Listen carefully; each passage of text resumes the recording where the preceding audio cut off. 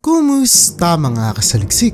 Maniniwala ka ba kung sasabihin ko sa'yo na mayroong mga ibon na lumilipad sa ating himpapawid na hindi lamang mga maliliit na hayop ang kayang atakihin at patayin, kundi pati na rin ang higit na mas malaki sa kanila kagaya ng mga tao?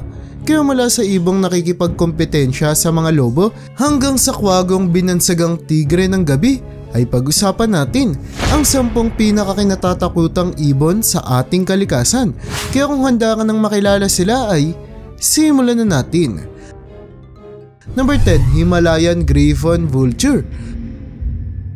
Alam mo ba na may isang dambuhalang ibon na matatagpuan sa bulubundukin ng Himalaya na kinakayang makipaglaban sa mga lobo at mga leopards? Ito ay ang Himalayan Griffon Vulture na may pakpak na umaabot sa lapad na 3 metro na talaga namang nagpapakita kung gaano na lamang kalaki ang ibon. At kagaya din ng ibang mga vulture ay kumakain lamang ng mga patay na hayop ang mga Himalayan Vulture. Ngunit kaysa maghintay ng mga tira-tirang bangkay ay agad aagawin ng ibon na ito ang mga nagiging biktima ng mga lobo o kaya yung mga snow leopards, kung saan ginagamit nila ang kanilang malalaking pangangatawan upang takutin ang kanyang mga kaagaw na madalas ay nagiging sapat na para paalisin ang ibang mga hayop. Kung hindi sapat ang kanilang pananakot ay mayroon din namang matalim na tuka at kuko ang ibon na ito na may mga kaso nang nakapagpalagay sa peligro ng buhay ng malalaking hayop pati na rin sa mga tao.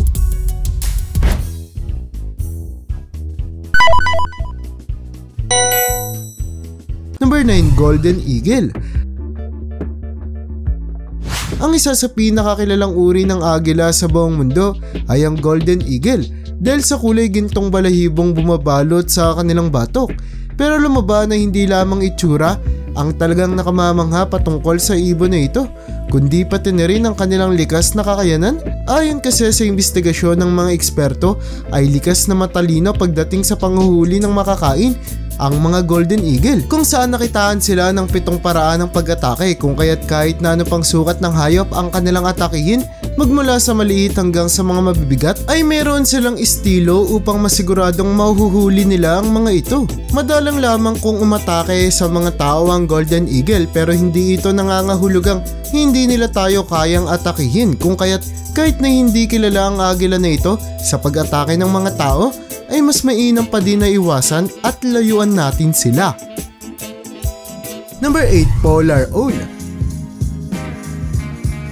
Maniniwala ka ba kung sasabihin ko sa iyo na mayroong isang uri ng kwagong naninirahan sa ating kalikasan na itinuturing na pagkain ng lahat ng kanyang makita?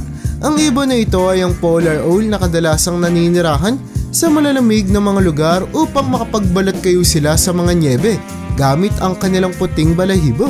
Kilala ang mga Polar Owl sa kanilang kaugalian na ituring na pagkain ang lahat ng lumalapit sa kanilang teritoryo, kung kaya't magmula sa mga kuneho, daga at iba pang mga maliliit na hayop hanggang sa mga taong minalas na mapadpad sa teritoryo ng ibon ay agad-agad nilang inaatake. Nakakalungkot lamang isipin na sa paglipas ng mga panahon at pag-init ng ating planeta ay mas kumonti na lamang ang lugar na nagiging tirahan ng mga Polar Owls, kung kaya't ayon sa investigasyon ay lalong kumukonti ang populasyon nila sa paglipas ng mga taon. Number 7, Black Eagle.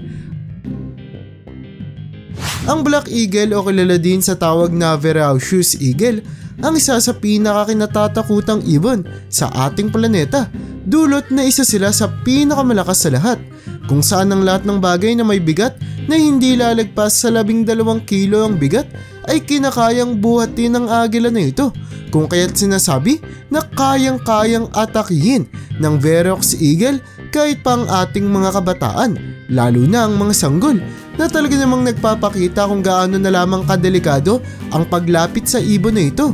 Ang mga Black Eagle ang isa rin sa may responsibilidad sa pagkontrol ng populasyon ng mga hayop sa kanilang teritoryo, kung saan kumpara sa ibang mga agila na kumakain lamang ng mga daga, squirrel at iba pang maliliit na hayop, ay mas madalas na umaatake ng mas malaking hayop kaysa sa mga ito ang agila, na talaga namang nakatutulong upang malimitahan ang populasyon ng mga ito sa ating kalikasan. Number 6, African Fish Eagle. Ang isa sa pinakakinatatakutang ibon sa bahagi ng kontinente ng Africa ay ang agila na ito na kung tawagin ay African Fish Eagle, kung saan kahit na isda ang kanilang kadalasan na hinuhuli at kinakain ay dahil sa kanilang malaking pangangatawan na kayang umabot sa timbang na halos 4 na kilo at matalim na mga kuko ay kayang-kaya nilang makapanakit ng iba pang malalaking mga hayop, pati na rin sa mga tao, kung kaya't minamabuti ng mga residente sa lugar na iwasan at layuan na lamang ang ibon kung sakaling makita nila ito sa himpapawid. Ang matalim na kuko ng African Fish Eagle ay kanilang ginagamit upang makapanghuli sila ng mga isda sa tubig, kung saan kasabay ng kanilang magaspang na kamay ay talaga namang imposible nang makatakas ang kahit na anong uri ng isdang kanilang mahuhuli. Number 5. White-bellied Sea Eagle. Kahit na tinatawag na Sea Eagle, ang white-bellied Sea Eagle ay hindi mo dapat sila maliitin pagdating sa panghuhuli sa lupa, dahil ayon sa investigasyon ng mga eksperto ay kayang-kayang makipagsabayan ng agila na ito kaysa sa ibang mga ibon sa lupa, kung saan mapalupa man o tubig ay eksperto sila sa panghuhuli ng mga hayop, kung kaya't kahit na isda ang kanilang paboritong pagkain ay hindi sila limitado lamang dito. Ang pakpak ng mga white-bellied Sea Eagle ay kayang umabot sa lagpas na humigit kumulang 2 metro at timbang na 3 kilo, kung saan ginagamit nila ang kanilang sukat upang angkinin ang kanilang teritoryo at takutin ang kahit na anong pumasok dito. Number 4. Peregrine Falcon. Alam mo ba na may isang uri ng ibon na binansagang tila ba isang missile dahil sa kanilang nakamamanghang kapabilidad? Ito ay ang Peregrine Falcon na kayang lumipad sa bilis na 200 milya kada oras, na higit na mas mabilis kumpara sa pagtakbo ng mga sasakyan sa kalsada, kung kaya't kakaunti lamang ang mga hayop na nakatataka sa ibon na ito kung sakaling sila ay habulin ng ibon. Matatagpuan ng mga Peregrine Falcon sa lahat ng panig ng ating planeta, maliban na lamang sa kontinente ng Antarctica na nagpapakita ng kanilang malawak na populasyon. Ngunit dahil sa paggamit ng mga pesticide ng mga magsasaka sa kanilang mga pananim ay naapektuhan din ang populasyon ng ibon na ito, kung saan muntika na silang maubos at mawala. Pero nakatutuwang isipin na sa paglipas ng mga taon at pagtigil ng paggamit ng mga nakalalasong kemikal ay patuloy na mas dumadami pa ang populasyon ng ibon magpasa hanggang ngayon. Number 3. Emu. Maniniwala ka ba kung sasabihin ko sa iyo na ang pinakamalaking ibon sa pinakamaliit na kontinente sa Australia ay ang ibon na ito na kung tawagin ay emu na hindi kayang lumipad? Ang emu ay pangalawa lamang sa mga ostrich pagdating sa pinakamatangkad na ibon sa ating planeta, kung saan kagaya ng mga ostrich ay hindi kayang lumipad ng mga emu, kung saan kaysa maglibot sa himpapawid para maghanap ng mga pagkain ay mas eksperto ang mga ibon na ito sa paghahanap sa lupa.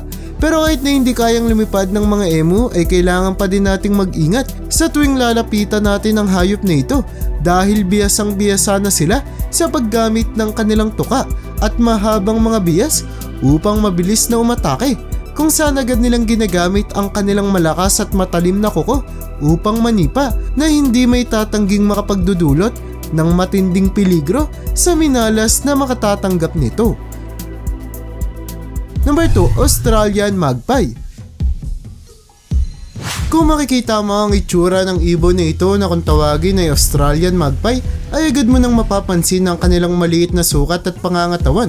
Ngunit hindi mo dapat sila maliitin dahil kilala ang mga magpie sa kanilang pagiging agresibo sa kahit na sino, lalo na sa panahon ng pagkasilang ng kanilang mga anak, kung saan ang lahat ng pumapasok sa kanilang teritoryo ay agad nilang inaatake at hinahabol, na talaga namang nakapagbigay problema sa mga residenteng naninirahan malapit sa kanilang mga pugad. Ang pagiging agresibo ng ibon na ito ay mas lalong ikinakabahala ng mga tao dahil sa kilala din sila sa kanilang napakatalas na memorya, kung saan kahit na lumipas na ang mga taon ay naaalala pa din nila ang mga taong umistorbo sa kanila, pati na rin ang kanilang mga inatake, kung saan dagdag pa sa kanilang madalang na paglipat ng kanilang matitirhan ay maraming mga tao ang mas pinipiling lumipat na lamang ng kanilang bahay palayo sa ibon na ito sa takot na atakihin sila nito. Number 1. Great Horned Owl. Kaunti lamang siguro ang kayang tumalo sa popularidad ng uri ng kwago na ito na kung tawagin ay Great Horned Owl na kilala sa bansag na tigre ng gabi, dulot na kahit pa ang mga hayop na higit na mas malaki sa kanila ay handa nilang atakihin at patayin na nagpapakita lamang ng kanilang pagiging agresibo at angking tapang. Ang mga Great Horned Owl ay agad na makikilala dahil sa balahibo sa kanilang ulo na para bang gumagawa ng sungay na hanggang sa ngayon ay hindi pa din may paliwanag ng mga eksperto kung para saan. Hindi lamang malalaking hayop ang kilalang mga inaatake ng mga Great Horned Owl dahil pati na rin ang mga maliliit na hayop ay madali lamang nilang nahuhuli at napapatay, kung saan matapos ang investigasyon ng mga eksperto ay napagalaman nila na ang kamay ng kwago na ito ay may napakalakas na puwersa, kung saan kinakailangan ng lagpas na 20 kilo ang puwersa para lamang maibuka ito, na talaga namang nagiging dahilan para imposible nang makawala ang mga maliliit na hayop na minalas na mahuli ng ibon. At yun ang bumubuo para sa listahan natin sa video na ito. Talaga namang napakadaming uri ng ibon na naninirahan sa ating kalikasan, kung saan ang iba sa kanila ay may kakayanan pang makapanakit kahit pa sa atin. Kaya naman para sa'yo, alin sa mga ibon na ito ang pinaka nagustuhan mo? I-comment mo naman yan sa baba. At hanggang dito na lang muna ang aking bahagi. Hanggang sa muli mga kasaliksik, maraming salamat sa panonood. See you in my next vid.